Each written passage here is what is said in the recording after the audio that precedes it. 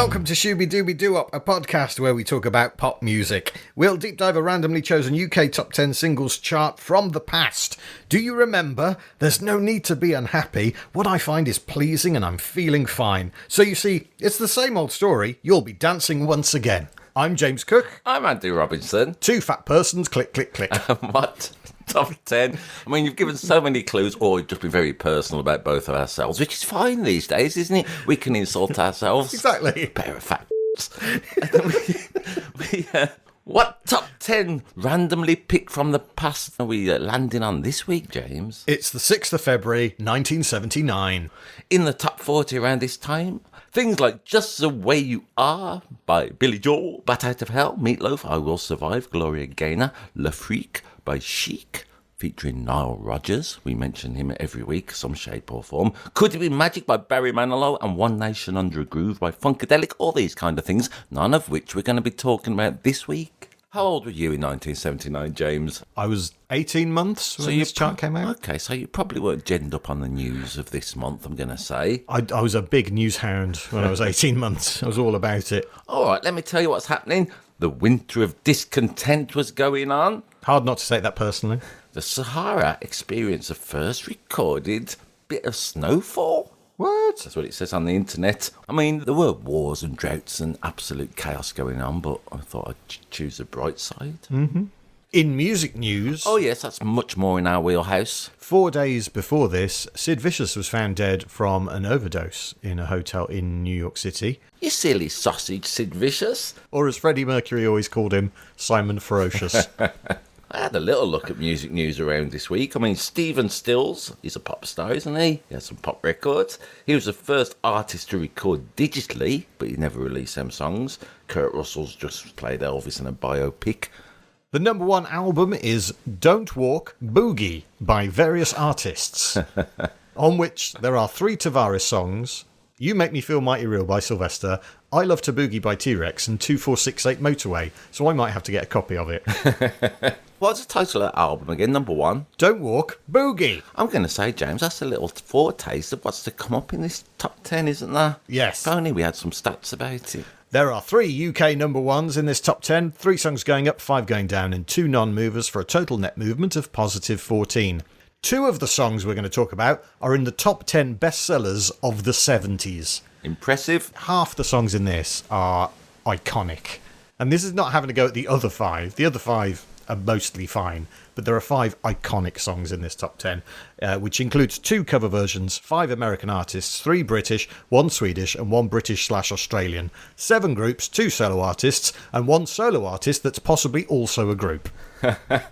By my reckoning, there are 4 songs about the complexities of love, 2 songs about a kind of groove, 1 instrumental, 1 piece of advice to someone who's depressed, 1 song about a specific date, and 1 song telling you where to go if you want a meal and a shower and you can do what you like.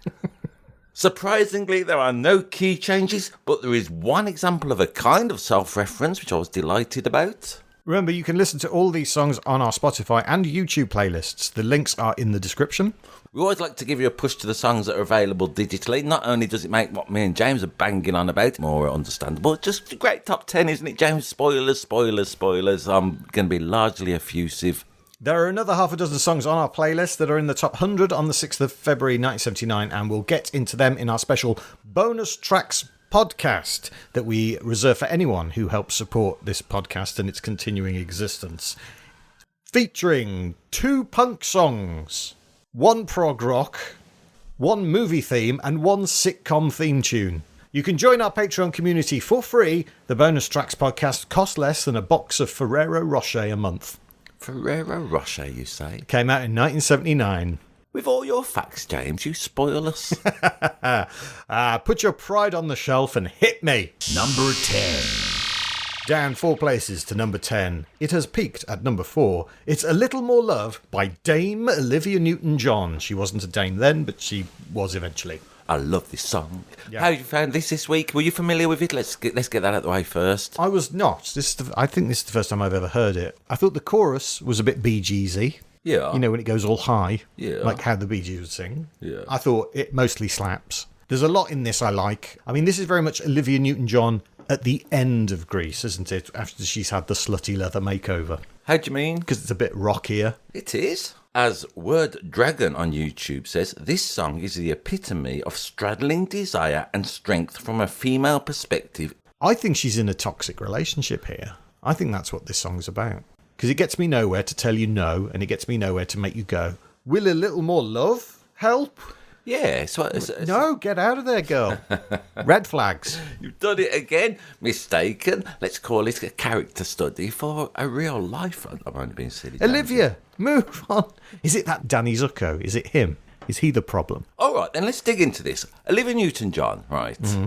In the YouTube comments, a lot of people were expressing a love, a desire, a lust for her. And it was very much a certain era's sexual awakening. For some reason, Olivia Newton-John copped it, didn't she? Partially because of Grease and the popularity of that. Are you familiar with some people saying that Grease, in 2025 of time of recording, is a problematic film? I think it's a problematic film in 1979, to be honest with you. Tell me more. Exactly, this is how do you feel about this notion? What's the moral of Grease? The moral. It's a good point, isn't it? What do you think that movie tells people? Get a car, soup it up, and you'll be really happy. Get a woman to dress how really you want as some sort of male fantasy. I don't think so, though. Really, I'm being a bit silly. Like they say, there was a attempted rape scene in there, don't they? And I think, what, that bit in the car? That's just a bit of nonsense. Hey, I'm not forgiving anybody. As you say, 1970, what year did Grease? 9. Oh, Grease is out like a year before, All right, then. At the time, it had issues. As a child, when I watched that film, it had adult issues in, and I liked it as a 9-year-old to have to contemplate this. I think the main issue on face value is that, for some reason, there's all these 40-year-olds going to school. I mean, Olivia Newton-John's 28 when she makes Grease. Yeah. And she can just about pass for high school. There are some other people in that movie who really can't. And you go, wow, they've been held back a long time. Yeah, I was never particularly bothered by that, but okay. What was that film we were talking about the other week? That you said, who was it? Linda Fiorentino. Oh, yeah, when she was like less than a year older than him, but the whole movie is like, he's going out with an older woman. Yeah. Yeah, right. Ricardo Martinez, JY5LO, he says, I think that Chopin and Franz Liszt would both love this heartfelt, most romantic song. Does he say why those two composers particularly? I don't know. Maybe, James, because of the structure of the song, like I say. All right. Is there something going on there structurally then? This made me think. Eddie Rishi on YouTube says Olivia and the composer John Farrar. Who used to be in... I do not know. The Shadows. I did, eh? Yeah. Nice. Was his name Brian? That's a joke from a... Listen to some of our old ones to get that. Basically, we have a running joke where most of the people in The Shadows are called Brian. Anyway, Olivia and the composer John Farrar, ex of The Shadows, were a perfect team. This song has this interesting, unorthodox verse progression, but it totally sets up the chorus perfectly, an example of great pop rock. I can tell you about John Farrar. I've got some more information. Please do. So, he wrote You're the One That I Want and Hopelessly Devoted to You, because those two songs aren't in the original musical of Grease. I went to see a stage version of Grease once, and they must have not had the copyright, and those songs weren't in there. I felt cheated and robbed. His son... From some amateur dramatics. Absolute arseholes. That is the correct response to any amateur dramatics. Don't say that. I've lost an evening. Yeah, don't say that. Don't get me wrong. I would jump at the chance to be in an Amdram production. And I would waste your evening. You kind of are in one now, James, aren't we both? That is true. Hey, thank you for listening. John Farrar's son, Sam, is the bass player in Maroon 5. Hi, blimey. Fact fans. When I was listening to it, I thought there's some weird things going on here. Also, I'm going to say I am not claiming that this song is all it is, and I am certainly not claiming that I can play it properly. Got around When to it. has that ever stopped you? Has it ever stopped me? So, the beginning. That rhythm, yeah, something like, yeah. So that's as you would expect, really. Great first line of night is dragging her feet. Is Night a woman now? Absolutely, they've personified the night into a female energy. But what I like is it goes, as you expect, night is dragging with her feet. Yeah, it kind of... That'll be the lawyers. I'll also like when they're going... there's a little guitar that goes. That's a good bit. That's always fun. There's not really a song around that wouldn't be improved with that in it at some point. Pop one in later on another one, maybe. Remind me. I wish not weird, but and then it goes to the light in my dream. I don't know where you are. Yeah, pretty, isn't it? Going in then went into a nice chorus of will it get me nowhere? How do I know? It's majors to minors and gets me no major sevenths and sees them in more.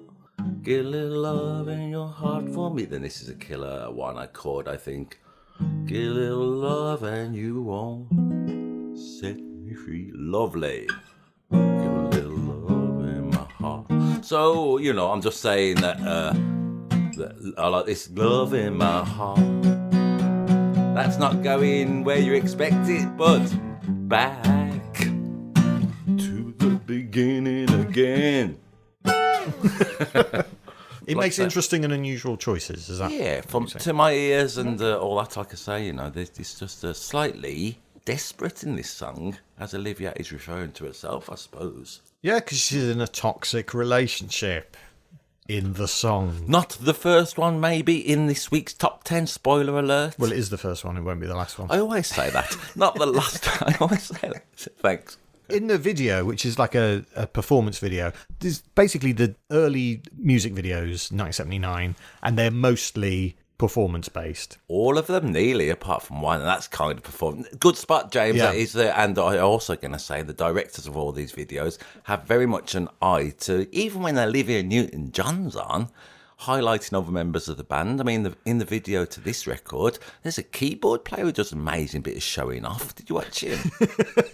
He's incredible. There's Olivia, and he's just having a right laugh and messing around, and he had an appealing little charm all of his own. She does a thing where she whips her head around lots. Do you know what bit she whips her head around on? Is it? That bit, yeah. I thought she looked a bit like Kristen Wiig in the video, and I could imagine her doing a sort of shot-by-shot remake of it. Everyone on YouTube, essentially, not everyone, but, close as darn it, are going on about whatever power that Olivia had over them. Do you know what the other link is between Olivia Newton-John and the Shadows? No. She used to go out with Bruce Welch. Olivia did? Yeah, she was engaged to him at one point. Her grandfather was Nobel Prize for Physics winner Max Born. Her third cousin is Ben Elton. No. Yep. Her elder sister was married to Kenickie, not the band, the guy who plays Kenickie in Grease. That old man. In 1974, not only did she come fourth in the Eurovision Song Contest for the UK, which of course was the year ABBA won, but she also won a Country Music Award for Female Vocalist of the Year, beating Loretta Lynn and Dolly Parton. Amazing. She did a lot. She's also in the movie Sharknado 5, Global Swarming, alongside, and there are so many cameos in this film. I picked out a few notable ones. Samantha Fox, Louis Spencer, Jedward. IMDb rating 3.9. It's a great record. I mean, the way that Olivia keeps adding little melismas later on to the chorus gives it a little Adding bit of what? I'm going to say vocal melisma. What's that? Annie Lennox does loads of them. No one on earth can feel like this. Oh, okay. All that kind of stuff. And Olivia in the chorus, she puts little spins on the chorus. And when it keeps repeating, it's not quite like you've heard it before. It keeps you interested till the very end. It's like really early on in the song, she sings the word way with about 48 syllables in it. Is that kind of thing? Yeah, that kind of thing. You got it. I mean, not a dictionary definition, but also I didn't provide one, so we're doing our best. Number 9. Down 2 to number 9 this week, it's Driver 67 by Car 67. It's actually Driver 67. What? Car 67. In the song, they sing Car 67, not 67. Okay, I get ya. Maybe it is Driver 67. I don't know. There's not much out there about this song because I'd never heard this before. This was the only one, James. I felt like this top 10, I was the right age for it to be in my warp and weft. This was the one song I didn't know. And which way is he going to go, everyone? And he's got that look in his eyes. We're looking for an early podcast twist reveal. Did he like it? Did he hate it? What did you find out about it first before I tell you my unasked for opinion? Well, it doesn't matter what you think of it because this song has got a big fan. And that fan I saw this on YouTube. Go on. was the Queen Mother. Yeah. Yep. The Queen Mother said this was her favourite pop song. But James, on YouTube, typical of the internet, it started a little culture war underneath. No, she never said that. Not our blessed Queen Mum. So, it's a rumour. It's in the Mirror. It was reported in the Mirror. She said it told a warm and human story. All right, let's explain the story of this record, James. We are recording this in a certain city. I was delighted to see, let's call it the setting of this song this week. It's a cab driver driving around. The office rings him, tells him to, can you go do a pickup? And they give him the address, and he's like, I can't go there because there was a woman there that I had an affair with and a row, and it ended badly, so can you get someone else to do it? That's basically the song, isn't it? Yeah. The address that they mention is a real address in a part of Birmingham. 83 Royal Gardens. All right, I wasn't going to dox them, but you have. But yeah, it is. It's a real address. I looked it up. Nice part of town. He's done well if he's going out with someone from there. That's all I'm saying. Well, he hasn't done well because he's heartbroken, this fella, isn't he? Yeah. Ringing up the controller. I mean, some of it was pretty mundane in the YouTube comments. Richard Gibb says, at the time, all the minicabs were insured by Cloverleaf Insurance, whose code for these policies was 67. How deep does this thing go? Wow. We're through the looking glass here, people. The guy who wrote it, Paul Phillips from Wolverhampton, he was a cab driver when he wrote the song. Yeah. By his own admission, he says, I was possibly the worst cab driver London has ever known. He ropes in his brother-in-law, the American multi-instrumentalist Pete Zorn, to play the voice of the minicab controller. No, he does both voices. Does he? Yeah. Okay.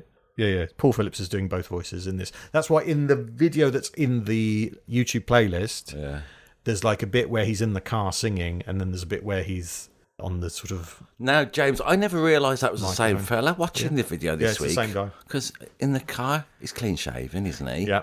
In the video, he's got a moustache. Yeah. Now, regular listeners will know that I feel a man with a moustache is a bastard. Certainly have a look of one. And yet, the character of this controller is not that, is he? So he's a lovely, lovely employer. That disguise threw you off the scent completely that it's the same bloke. It's made me a bit worried. Are you Lois Lane?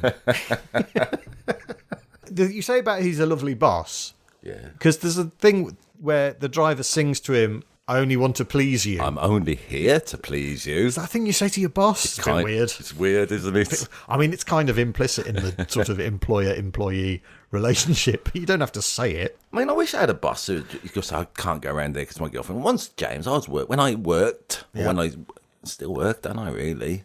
If you can call it that. When I had my other job, I told my employer that my partner at the time had been run over. He wouldn't give me the afternoon to even go and visit her. Now, as it happens, she hadn't been run over and I was just trying to whack it. But nonetheless, I wish I had a boss like that. And she was run over by car 67. Again on YouTube, lots of stuff. To think Uber would dominate years later, says White Dust. Iman Hermione, 1659, says, I'll be honest, I'm a big fan of the Brummy people. Jag Mark rather spitefully says, wow, this song must have got to at least number 84 in the charts. No, Jag Mark, it's number 9. In fact, it gets to number 7. And the legend has it that it would have been the number 1. What? This is the rumour. Like, it's I don't know how they proved this, but legend is that if they'd been able to fulfill the orders they had for the single with physical copies, they would have had a number 1. And this is in 1979 when single sales were almost at their peak. Yeah. It was a small operation, and they were desperately trying to print more and more copies. Maybe none of the radio got any copies because of the shortage, which would explain why I couldn't believe when I heard this song. I'd heard any other one in Top 10. I knew them all, like I say, inherently. And this, and being set in Birmingham, I thought somebody would have tweeted about it once. Well, there might be a reason for this. Go on. And it's all to do with the follow-up single, which I know we're not talking about. But the follow-up single was called Headlights, and it was banned by the BBC. Because, again, it's a story in the song, and the story is a bit darker. The story is all about a truck driver stalking a terrified girl at night from the truck driver's point of view. I looked at Paul Phillips's blog. He writes, I'm not going to post-rationalise it. It's a horror film. in 3 minutes. Yeah. That's why we wrote A it. story. Yeah, it's not a pleasant subject, but then neither was They're Coming to Take Me Away, Aha, or Midnight Rambler, or Cold Turkey. Oh, millions of other songs. Yeah. What it was, says Phillips, was a bloody good record, but it was banned by the BBC because it just. And I've had a listen, and if it's kind of on in the background, you just go, well, this is a fairly pleasant bit of guitar-based pop. Yeah. But if you actually listen to the lyrics, you go, this is making me feel unsettled. Now, he would argue that is the point of the song. Do you feel the same way when Delilah is played on Radio 2? Well, yeah, I mean, do you feel the same way when Mac the Knife is played? You make a good point, Andy. I'm not arguing with that.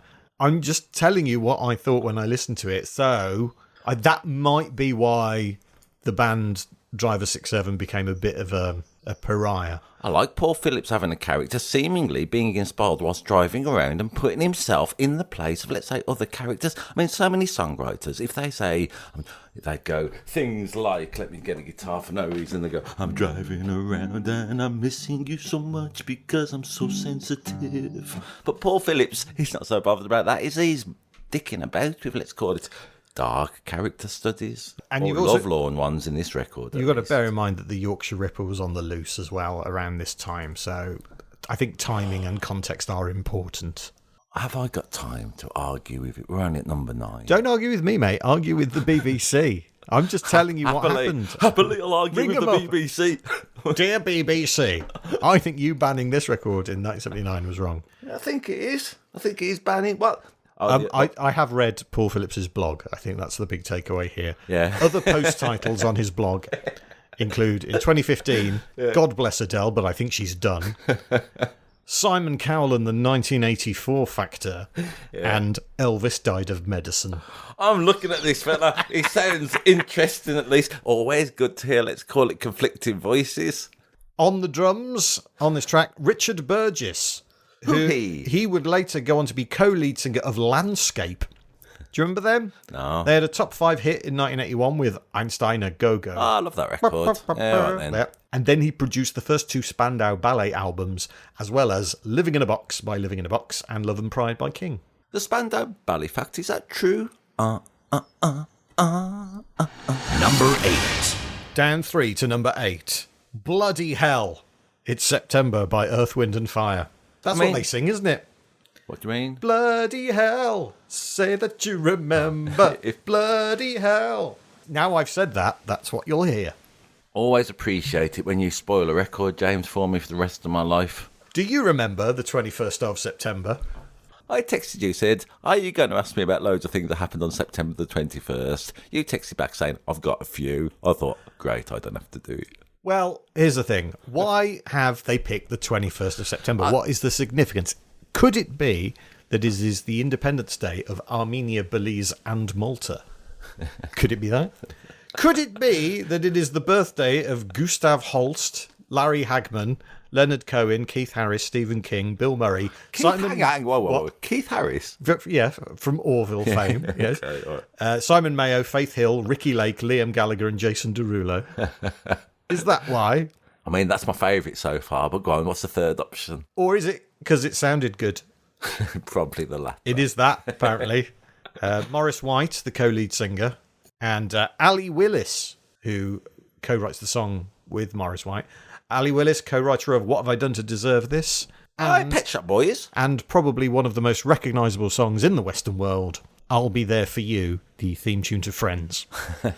I'm going to say she's made a few quid. Yeah, she'll have done all right. She'll have done all right. She said, the main lesson I learned from Earth, Wind and Fire... Oh, yeah, always love a lesson. Hang on, James, let me settle down. I love a lesson in life. Go on. Especially from Maurice White, was never let a lyric get in the way of a groove. Yeah, right. 21st September sounds good. We're putting it in the song. If bloody hell sounds good, it's ba-ya, isn't it? Even if it's gibberish, put it in. Don't let it get in the way of the groove. Yeah, the groove is. I mean, like from the beginning, ding, ding, ding, ding, ding, ding, ding, ding, ding, ding. You think it's like a gateway, isn't it? Are you going to come? Are you stepping through to the 21st of September? And within 3 seconds, you think, yeah. Damn absolutely. right, I am. Yeah. God, it's a banger. Yeah. Anna later, OS805 on YouTube says maybe if we could bring this music back, it would again heal our culture. Well, the music's there. So, Culturally, though, this is like a relic, James. I'm going to say this has got nostalgia written all over. Don't get me wrong. This will be played. So. This is played at any office party and wedding disco, and it doesn't even have to be the 21st of September. No. Oh, we should say Al McKay, the guitarist. He wrote the music. Props to him. Thanks, Al. This song is so good that it's in the American National Recording Registry. And what is that registry? So the government have said these songs we're giving them special status. This is one of 3 songs in this top 10 that are in that. That's how good this top 10 is. Really? Yeah. Nice. How many members of Earth, Wind and Fire have there been? In their entirety? Yeah. All right, then. Loads. 72. Oh, you've gone too high. So, let's do it again. I don't know. Let's say 15? 46. 46 members of Earth, Wind and Fire. Earth, Wind and Earth, Wind and Earth, Wind and Earth, Wind and Fire. Did you watch the performance clip on YouTube? The video? The video with all the effects. Yeah. Loads the sort of you're on acid effect. Yeah.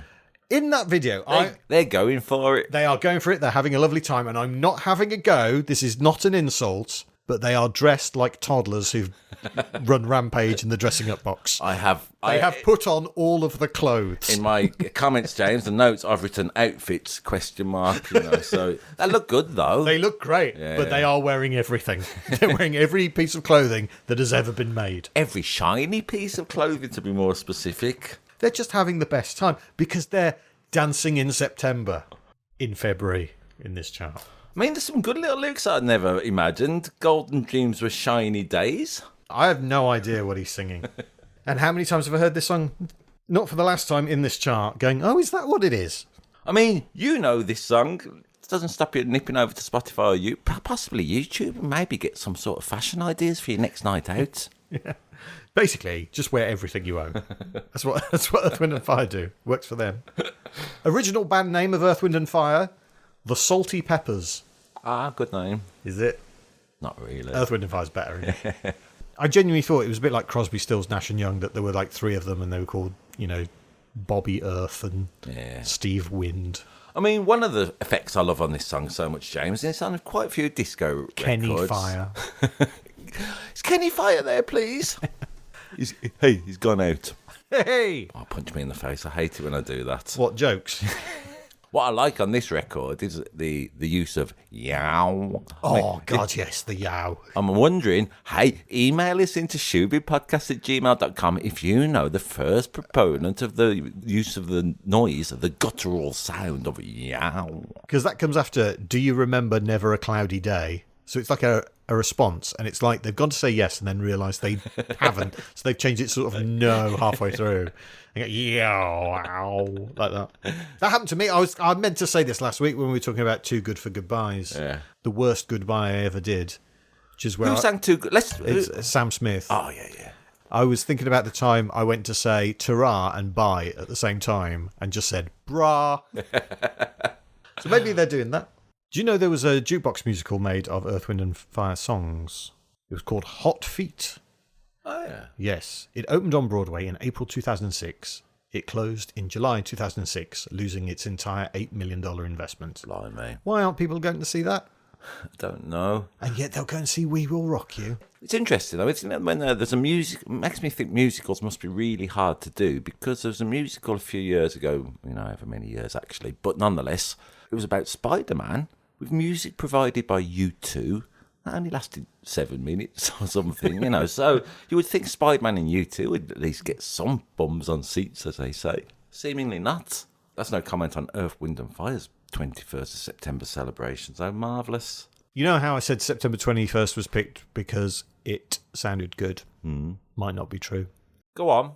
2 years after Morris White... Have you just found this out by Googling now, or were you saving this? I'm saving this. Oh, for a little bit of structure, which I've just revealed. My apologies. Saving it for a twist. Yeah. 2 years after... I can't believe, James, that they just chose 21st of September because it sounded good. There must be more to it than that.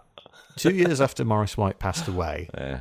Ali Willis was having lunch with his widow, Marilyn, who told her that actually September 21st was the due date of their son, and that Morris put the date in as like a secret message.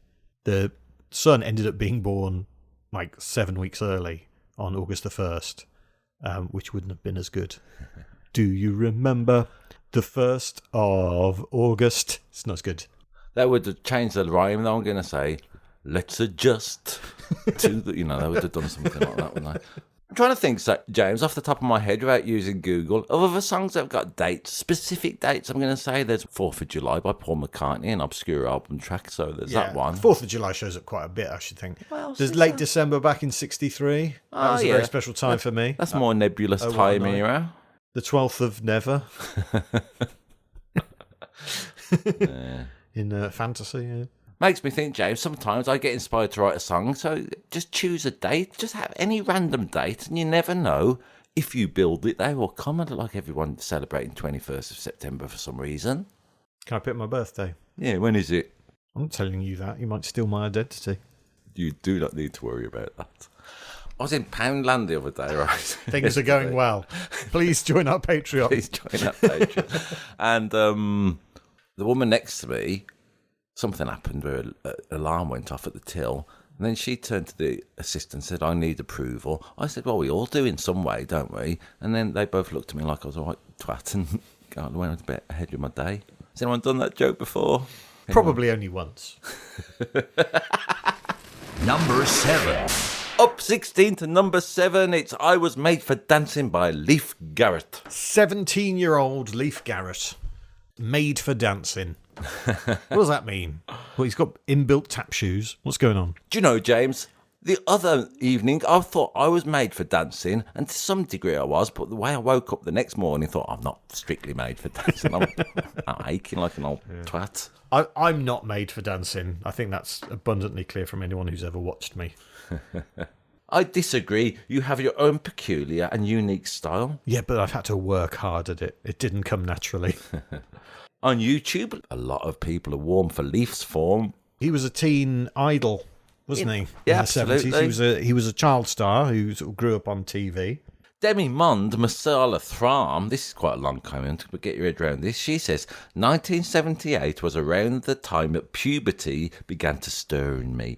I remember Leif Garrett's hair got me really excited. Not as much as Robert's plant did in that poster of him with the dove that was hanging in so many girls' bedrooms, but close. Long blonde hair without scrungy looking beards and moustaches. That's what always did it for me. Long blonde hair, clean shaven. Wait until she sees Agneta Foltskog. I mean, I sort of agree with Demi Mond Masala Thram about not trusting a man with a moustache, but you know, more for that later. Did you like this song? Come on, it's a winner. Yeah, I did. I was kind of put off because on our Facebook group, one of our commenters said that this was stinking up the charts, this song. Okay. And I thought that was harsh. Okay. I think it's... But thank you for contributing to our Facebook group. I think the verse sounds a bit like, you know, the best song in Greece, which is the theme. Greece is the word. That's all right, you've said that before. I mean, that's for another time. But there's a bit in the verse that sounds a bit like that.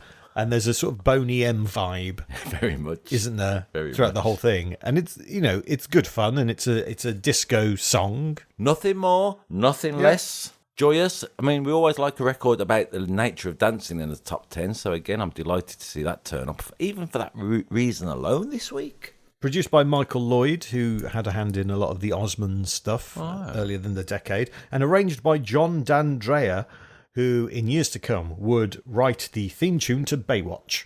Now, Corridor Remixes on YouTube, they say a little comment. Thank you to the Muppet Show for getting me into this song. Oh, yes. Carol Burnett sings it in an episode of The Muppets. Okay. Yeah.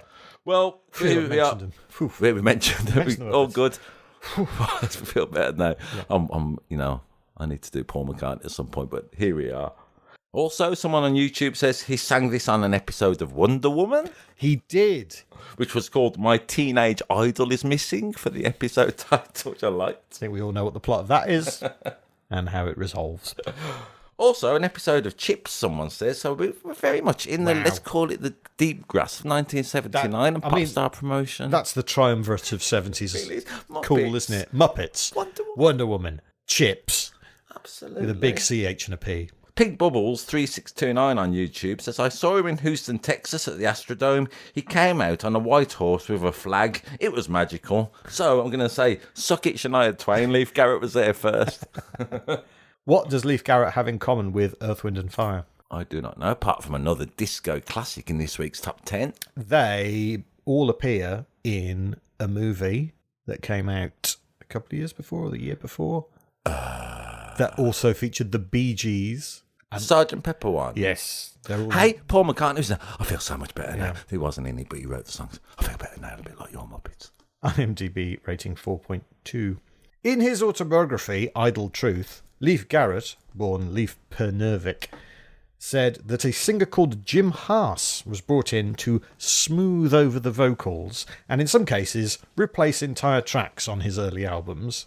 And legend has it, he would be singing behind a curtain at concerts while Leif Garrett lip-synced. I wonder, I mean, it does happen, doesn't it? Yeah. I like it, all the pantomime of pop. He's done a Milli Vanilli, possibly. But, Possibly. You know, yeah. We don't know. He might have just been adding bits. It might have been on this record, it might not have been. 5 days before his 18th birthday, he crashed his mother's Porsche while he was on his way to buy cocaine. He was 3 times over the legal limit for alcohol and high on Quaaludes. His friend, Roland Winkler, was paralysed in the crash. Neither of them were wearing seatbelts. I mean, I read on the YouTube comments he seemed to have a troubled life. He has been arrested for drug-related offences in 1997, 1999, 2004, 2006 and 2010. As far as I'm aware, he is clean at the moment. Thank you, Leif Garrett, for your contribution to the panoply of pop. Well, Leif Garrett there talking about his attitude to dancing. James, it's only fair we'd have some quotes from other pop stars in what I like to call your favourite game. Guess who said this quote in this week? Andy's impossible quiz, where there's not enough clues to work out who it is, and it could be literally anyone.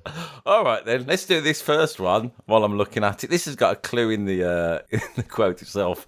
It's not a pop star, but just to give you a bit of a notion. What young men nowadays don't realise is that ballroom dancing can be a source of enjoyment. That's a little clue in there. Who says young man a lot? The Village People? That's true. But it's Brian Clough. Anyway, pop stars. Nothing burns more calories than dancing in 5-inch heels. Try it. She was recently in a Wizard of Oz remake. Ariana Grande? Woo-hoo-hoo. It's not a remake of The Wizard of Oz. It's a different thing. That's right. My apologies. It's a prequel and a musical. That's right. Which pop star said disco is music for dancing and people will always want to dance? Let's give you a clue to that. He felt love. What? He? Yeah. He contributed to Donna. Oh, Giorgio Moroder. You got it. Okay.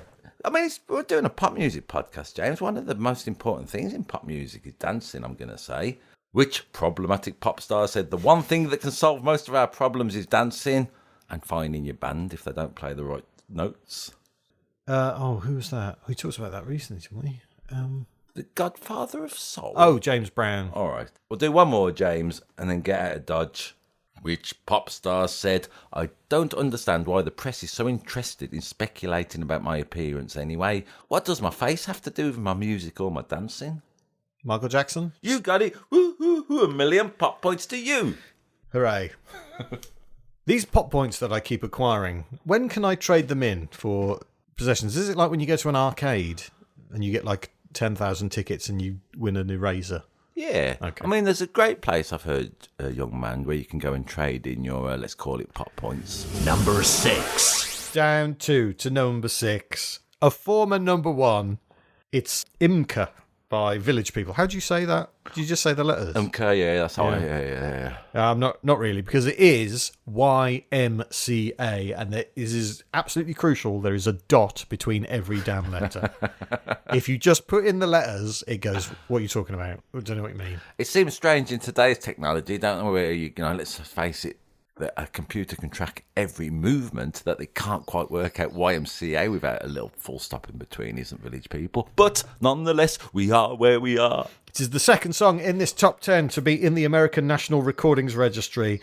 It has sold 12 million copies worldwide. It sold 1.5 million copies in the UK alone, the 8th biggest selling single of the 1970s. I mean, you know, in many ways, James, I feel we don't need to describe this record. You know YMCA, it's an absolute classic, isn't it, of course? Do you know what struck me listening to it this week and watching the video and everything? Yeah, go on. I like it when, let's call it a song that you know inherently has a little change when we do this podcast. It's an advert. Yeah, for the YMCA. Yeah, but it's got all the trappings of an advert. Like the chorus is like a jingle, isn't it? It's got the catchiness of an ad jingle. Yep. And it's trying to get you to do something, go to the YMCA. It certainly popularised, let's call it that, establishment, didn't it? Have you ever gone to stay at the YMCA? Not me personally. I mean, Hey Olmax on YouTube says, jokes aside, it's actually a great place for people low in their money or just depressed. Shout out to YMCA for being good people. Shortly after the record's release, the YMCA objected to the trademark infringement, and there was an out-of-court settlement, and then they were fine with it. Yeah. And now they like it, even though now it's only called the Y. They're not called the YMCA anymore. That's right. That make dancing to that not as much fun, won't Yeah, it? it'd be a lot shorter. It's fun to stay at the Y. Do you know, James, this is a memory I had this week that came to me. A couple of years ago, I was doing a stand-up comedy gig at Butlins, the British holiday camp. I'm explaining that Butlins is a British holiday camp for people who don't know. I'm also explaining, James, that me and you are comedians, because I don't think it's always obvious. I don't think it comes across.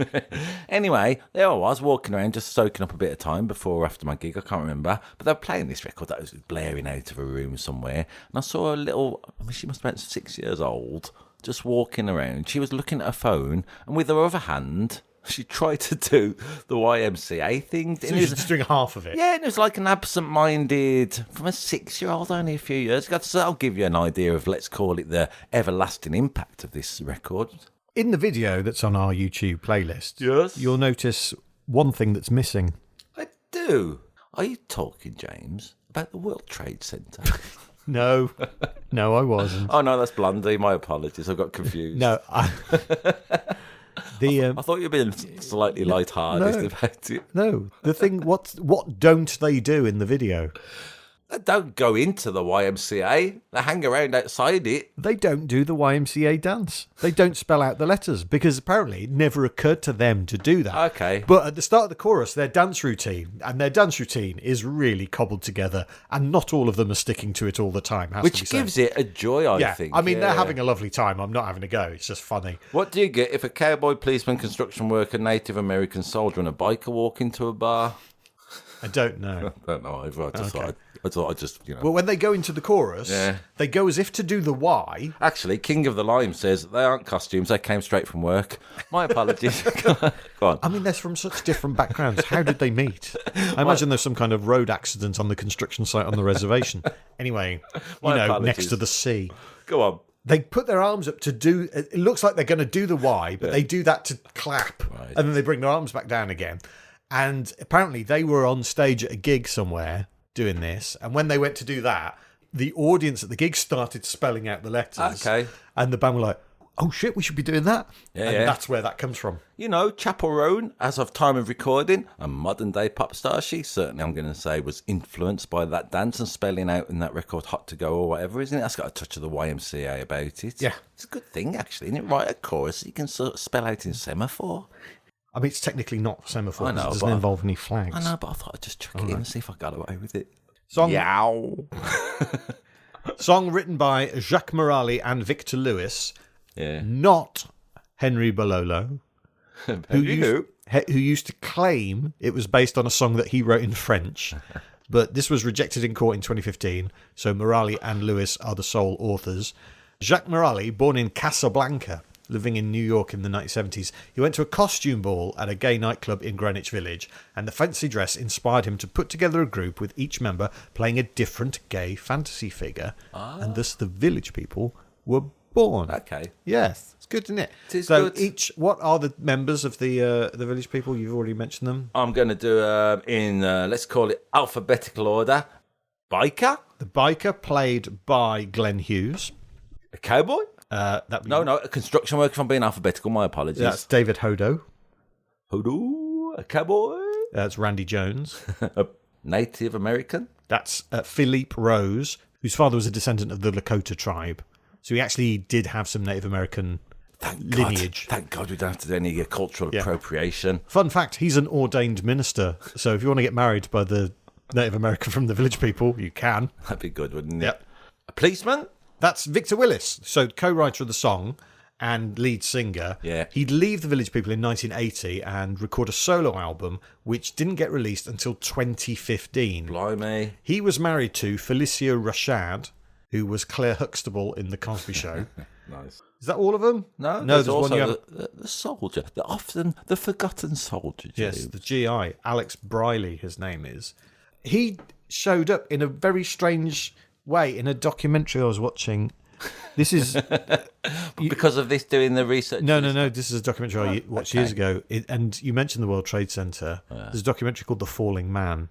Oh yes, yes, about trying to trace who that is in the photograph. Yeah. One of the people they think it might be is Alex Briley's brother. Sorry to bring it all down, but Not at all. I mean, like, this is I don't know if it's bringing it down. It made me laugh, and also I'm going to apologise for it immediately after, so everything's all right. Tucker Price 5521 on YouTube says, I had severe clinical depression, and my therapist said I should make a playlist of happy songs. Now, I am going to give a shout out to Tucker Price's therapist. What a great bit simple advice that is, isn't it? I think that sometimes everyone says when you're depressed you should get more sleep and get some exercise. I think, yeah, absolutely. Also, listen to happy music. Hey, there's a song about depression coming up in part 2. there is. The largest YMCA dance was achieved by participants in an event organised by Sun Bowl Association in Texas. On the 31st of December 2008. How many people do you think were doing the YMCA dance at the same time? Was it all the members of Earth, Wind and Fire? Well, you say that. How many village people do you think there have been? In essence, I mean, the good village people, isn't it? Because a bit like Kiss, they can just dress up essentially and they kind of represent it. I would say, I don't know, 14. 27. Okay, blimey. But there were 40,148 people in the world record YMCA dance. I mean, I like YMCA. I know an older man, James, I'm going to say, who loves this record, right? And then I said to him, he was saying how much he liked it and all that, and I pointed out to him, let's call it the culture around this record. He had no idea and was almost appalled afterwards. So, and it's also interesting, I find it really interesting that Donald Trump uses this song. Okay, so what culture are you referring to? The gay culture. Right. In 2024, Victor Willis, co-author of this song, said YMCA is not a gay anthem and threatened to sue any news organisation that says it is.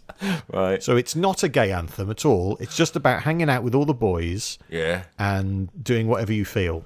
And, actually, one of my favourite lines in any pop song ever, have a good meal. Yeah. I don't think enough is made of a hearty diet in pop records. No. So I'm a big fan of that. And cleanliness. Yeah. As Banana Matt Crunch on YouTube says, this is one of these comments we like, James, now and again. What young men do at the YMCA, 20% get cleaned, 10% have a good meal, 70% whatever they feel. Whatever they feel. And that could be anything. Okay.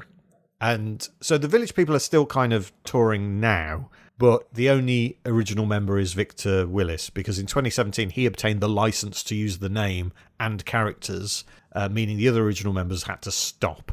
In 2020, Victor Willis demanded Trump not use his songs at rallies. Yeah. 2 months later, he said, actually, you can. In January 2025, he performed YMCA at 3 events celebrating Trump's inauguration. Change of heart, probably due to the increased sales and streaming. It's so weird that Donald Trump... I mean, I don't say this very often. I admire Donald Trump for choosing this song. Well, you could think Made of me that. think a lot like the Democrats must be thinking, oh, fuck, we should have done that. It looks so inclusive. In 1979, in New York, when this was a big hit, Donald Trump would have been a young man. Well, he would have been like 30-odd. Yeah. So clearly just liked it at the time, I think. Or I just don't think he thinks about it at all. If you were thinking about it, you would imagine it doesn't take a massive leap to change the lyrics YMCA into MAGA, does it? So, I think that you've missed something there, Donald Trump. Why was the Village People's music blacklisted in the Soviet Union? Commies. You can't just say commies. They're stinking commies. What Village People are. Come on. Ask me again. Why was the Village People's music blacklisted in the Soviet Union? Because it's spread a subversive message, even though the writer says that's actually not about that, and Donald Trump is having a bop to it. I don't know why. No, because it was violent. What? Is the official reason. How do you mean? Violent. I don't know what to tell you. Okay. But you know what that word means. I do know what it means. They're singing about being in the Navy, and I suppose.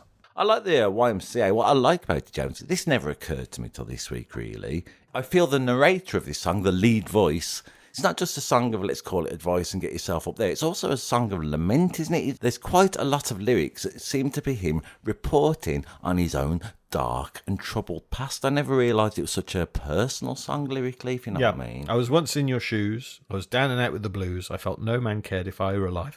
I felt the whole world was so jive. Yeah. Have you ever felt like the whole world is so jive? I have.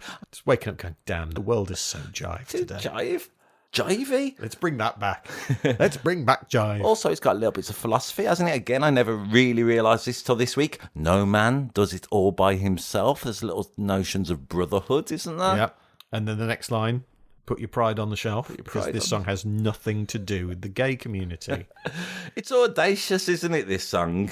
Who's your favourite village person, James? You know, like sometimes you can pick a favourite pop star. Which ones would you say is your favourite? From the video, I've got to say it's Randy Jones, the cowboy, who just looks like he's having the best time. There's a lot of love for Randy Jones, the cowboy, below the line on YouTube. Oh, it reminded me of that keyboard player in Olivia Newton-John I was banging on about earlier. There seems to be a lot of people singling him out for, let's call it, his joie de vivre. Well, that's numbers 10 to 6 of this week's Top 10, James, isn't it, from 1979? In part 2, we'll be going 5 to 1. Yet more massive songs. Yeah. At least 3 iconic songs. And 2, not so much. But we're going to talk about them as well. Every moment is satisfying and keeps you dancing. The idea that the music is driving you to insanity because it's so fucking good. Yeah. If you don't like the music of this top 10, you're not a pop fan, I'm going to say. Yeah, probably dead as well. Yeah. And I feel sorry for people who've never heard this record, and I envy them because they get to hear it for the first time, and what a treat that must be. So make sure you listen out for that. Remember to share, like, subscribe, rate, review. All of those things really, really help us. They really help us. Please, give us a little review. It doesn't hurt, does it? I'm going to say, Governor, I've been listening to other podcasts, James. Reviews really help, don't they? Yeah, we'd like some, please, and thank you. And until next time, Shooby Dooby Doo Up. Bop, bop, shoo up.